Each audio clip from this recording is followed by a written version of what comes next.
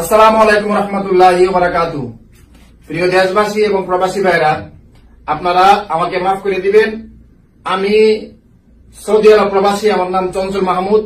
আমার একটা দায়িত্ব ছিল, বুঝতে পারছেন। এই দায়িত্বটা আমি মোটামুটি নিজ থেকে চেষ্টা করতেছি দায়িত্বটা পালন করার জন্য, বুঝতে পারছেন। আমার যতটুকু যোগ্যতা ছিল, মেজর সিনহার বিচারের দাবির জন্য যতটুকু আমার দায়িত্ব ছিল, আমি সেটা পূরণ করার জন্য একটু প্রচেষ্টা, বুঝতে পারছেন।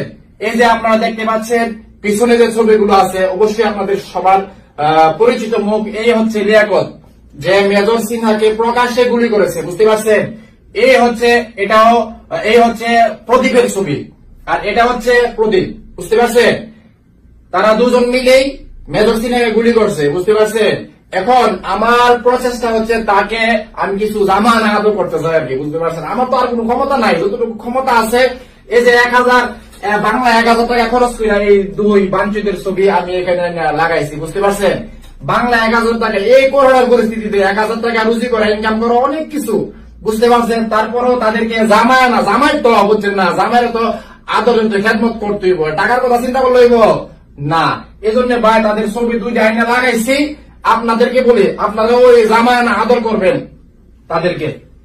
এই যে দেখেন, মোটামুটি এই যে এটা হচ্ছে লিয়াকত, যে মেজর সিনহাকে প্রকাশ্যে গুলি করছে, বুঝতে পারছেন। সে হইলো মোটামুটি একটা বড় শয়তান। এই যে এটা হচ্ছে ওসি প্রদীপ, ডেড়ায় ওসি প্রদীপ, বুঝছেন না। আকাড়া আর কি, আকাড়া বুঝেন না, আকাড়া আর কি। এই যে আকাড়া মুখে মারতাছি, মেজর সিনহারে মারছস আল্লাহ বাঞ্চুজ, আমার সামনে বললে প্রিয় দেশবাসী এবং প্রবাসী ভাইরা, আপনারা আমাকে ভুল বুঝবেন না, বুঝতে পারছেন। আর যারা এই যে দেখেন, আমি কিন্তু জুতা মারছি, খাকি ড্রেসে কিন্তু মারি নাই, আমি কিন্তু ড্রেসে মারি নাই, আমি মারছি চেহারার মধ্যে মারছি। খাকি ড্রেসের প্রতি আমার সম্মান ছিল, আজীবন থাকবে, বুঝতে পারছেন।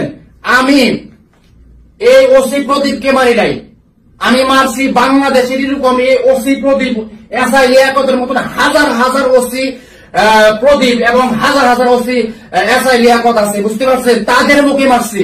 তারা বাংলাদেশটাকে লুটপাট করতেছে, মনে করতেছে তাদেরই বাংলাদেশটা, বুঝতে পারছেন। এই জন্য যত প্রদীপ আছেন, যত লিয়াকত আছেন, এখনো সময় আছে, সাবধান হয়ে যান, বুঝতে পারছেন।